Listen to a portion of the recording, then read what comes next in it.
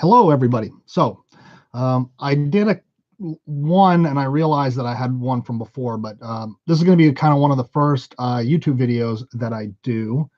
Potentially inappropriate message for review. Chat messages will be flagged. B. You can turn this on at any time in your chat settings. Not now. No. All right. So it's not a medium that I'm familiar with and I want to get more familiar with. But I've been trying to get connected to other crafters and other makers. And so a gentleman by the name of Parker at Stock and Barrel Leather does a lot of great videos that I really enjoy. I try to turn their live feed on all the time when I have the opportunity to do it. So as part of trying to connect to the maker vloggery stuff, I wanted to do a quick introduction to myself and the shop and what I do. So my name is Shane. I run a leather business called Abraded Leather. I predominantly do, I say predominantly, I only do custom leather requests, focusing on a few different things. Lately, mostly garments and some other stuff like patches and those kinds of things.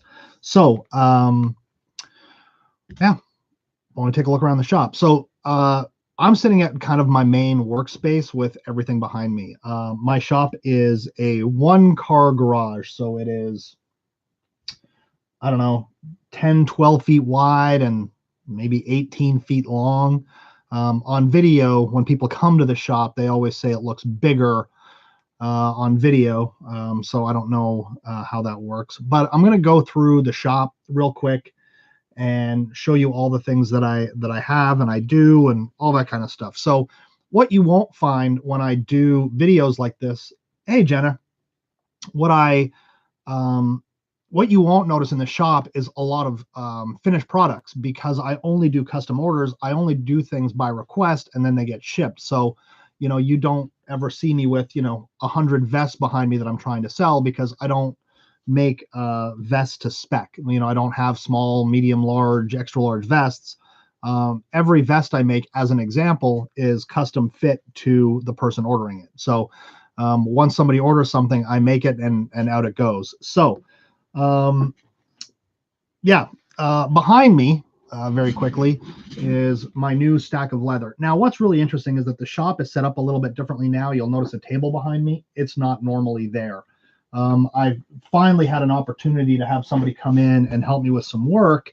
And so I've got enough room between my workspace and the back wall with the shelving on it to have set up a second table that they could work. And I just haven't torn it down yet. They were over on earlier in the week, and I haven't taken it down yet. And it turned out to be okay, because I had a bunch of cutting I had to do, so it was easier for me to lay out some leather and get some stuff done. So I'll probably tear that down tomorrow and put it away, because I've got some storage space for it. But the nice thing about it is that the way that the shop is set up, you'll see I have 3 office chairs in here that are set up in different sections. So I had plenty of room for chairs and stuff. So it's really just the table. I'll get it cleaned up and put away. So let's see here. Let's take a look around the shop. So I'm using a Logitech webcam. So it's connected to my computer. Some people use their phone for these videos, but I'm actually on my computer. So if you start from when you walk in, there's the door you come in. I have a mirror for when people come over and try on samples or do fittings. It's off center from the door, not because I'm crazy, but because there was something on that door that I had to take off to fit the mirror on. And then I realized once I took that off, there was like a sign nailed to the door. It was actually two-sided tape to the door. Turns out it was covering a giant hole. So I had to put the mirror in that weird position to cover the same hole.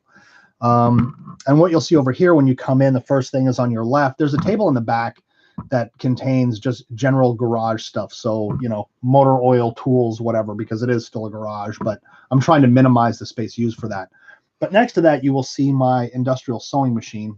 And I'm going to move over so you can see that really quickly.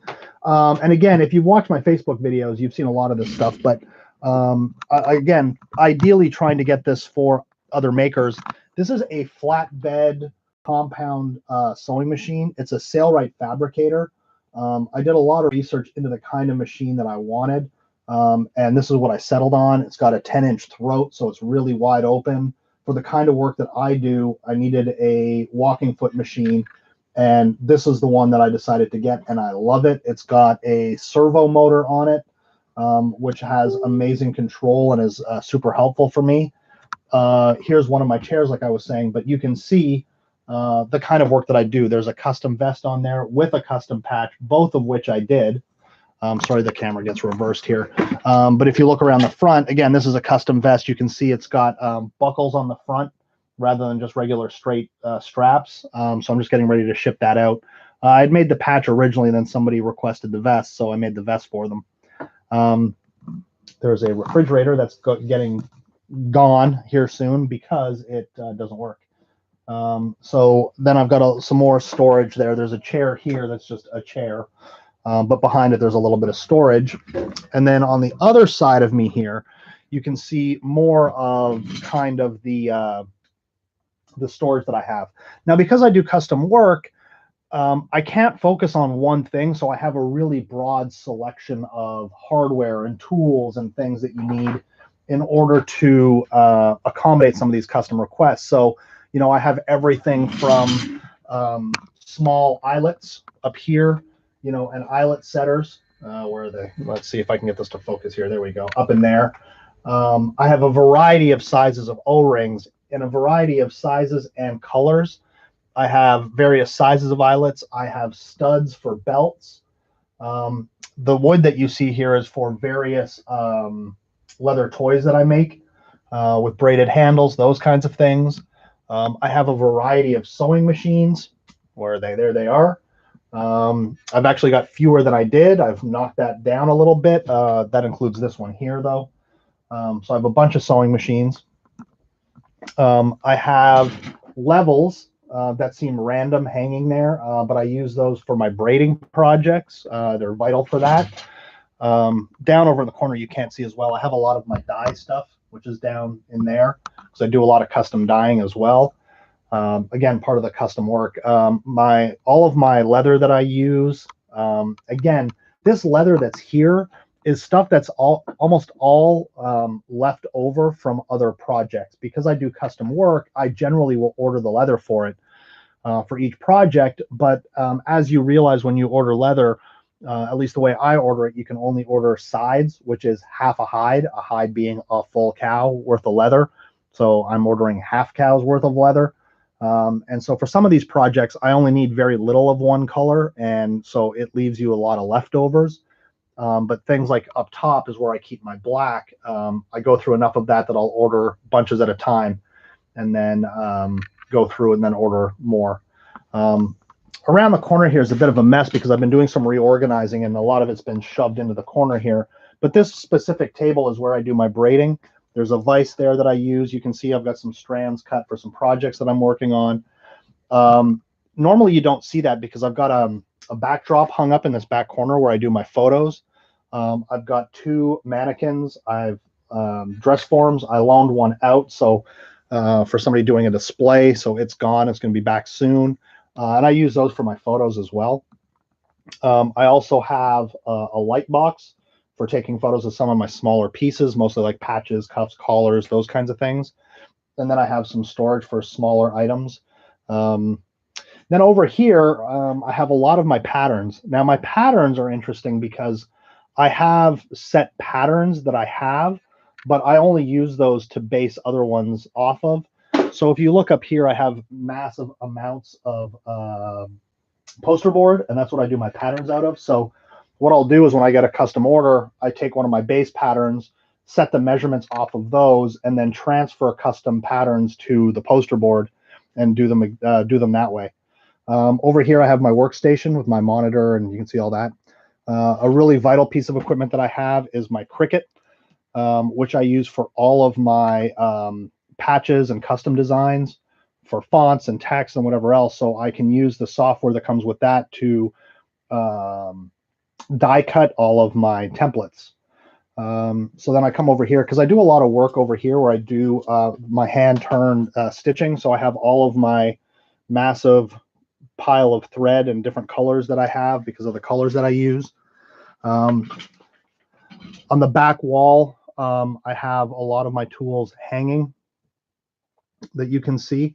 My braiding table used to be over there where my sewing machine was, so you can see a couple of different bins on my pegboard, but that's going to end up moving here. I go through a lot of Sharpies. I always have a massive amount of Sharpies. And then if you're not familiar, like I said, I showed you the vest that I did, but again, when you talk about things like doing patches, this is the kind of thing that I'm talking about doing. These are all hand cut custom patches. So again, these are all hand cut and hand stitched. Not hand stitched, sorry, hand turned on my sewing machine. The sewing machine that I use is down here predominantly. And then what you see over here that looks like random scraps is granite that I use when I'm doing glue up. So I not only have those pieces of granite, but I have one really, really big piece of, because it's in the shadows you can't see, but it's right here. And it is, you know, like a 35-pound block of granite that's about 14 inches by 14 inches. And I use that a lot. I use that predominantly on my workspace here because this table has flex in it. When you try to do things like punch holes or hammer in things like rivets, the flex in the table absorbs too much energy. So putting a big piece of granite there actually helps do that. So those are patches that I'm doing. I also do smaller pieces like sashes and stoles. So these are pieces that are going to be going on there, but they are very similar in that they are just smaller versions. These are all hand cut and stitched. But everything is 100% leather. And I think that's about it. I always keep wet wipes handy because I do so much work with Sharpies that when I'm tracing templates and stuff, my hands get to be a big mess. And if you're working with lighter colors, those Sharpie marks will often transfer to your hands, and it gets to be a big mess. So there you go. That's at least what the shop looks like. I use my industrial walking foot machine for a lot of my construction, vest construction, that kind of thing, but all the detail work is done on my tabletop machine. The one thing I wanted to talk about for people who are makers that I hope show up and watch the video, they were talking about the amount of space needed and what kind of machine. Somebody was talking about a Tippmann Boss hand machine because of the space that it takes. Depending on what you're doing, a Tippmann Boss is going to be really good, especially if you're doing, 9-10 ounce thick, leather and having to stitch it together like you're doing saddles or those kinds of things. But if you're doing something a little bit thinner and you're limited on space, what I would recommend, especially for the price, is waiting to see if you can either find a sale or find something used. But I don't know if you can see it down there. There's a green sewing machine that I have on my bottom shelf. There you go. You can see it right there. That's actually a tabletop compound walking foot machine that is basically the tabletop version of my industrial machine. And it works really well. I got that used. I lucked out. I got it on Facebook Marketplace for $30. It was missing one part that cost me $4 to replace. I'll probably replace the cord, which will be another $20, although the cord it has works. It's just that it's so old. I think it's, 70s. It just looks sketchy, makes me nervous, so I want to replace it. And it's a different cord setup for that motor than I've seen on other sewing machines, but there is a replacement available that's a little bit more modern, so I'm going to go ahead and get that at some point. But it's a great machine, and it is a compound walking foot, and it takes up this much room. You could set it up on a TV tray or a card table and be fine with it. It works real well. I really like it. But I have specific uses that in terms of what I do, I use it for, which is why it's down on a shelf and you don't see it come out very often. But ideally, what I really want to do is to get a case for it and use that as my machine that I travel with, because I do go to events where I will bring stuff with me so that I can do repairs and those kinds of things for people, stitching on patches, those kinds of things while I'm out. And that's what I want to start using that machine for. It's heavy, but it's compact.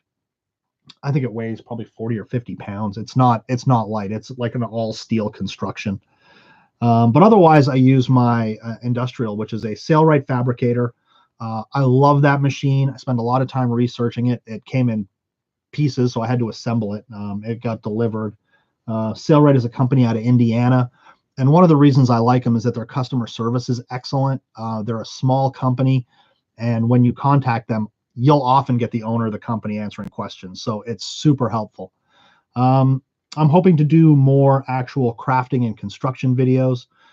Again, as part of Maker Vloggery, hoping to be able to connect with different makers. What I do in terms of traditional leather crafting or Western crafting is going to be probably pretty significantly different, although there are some things that I do that are pretty traditional, mostly having to do with the braiding, getting into the whip making stuff, which is where I started. I started as a whip maker, and I still do it.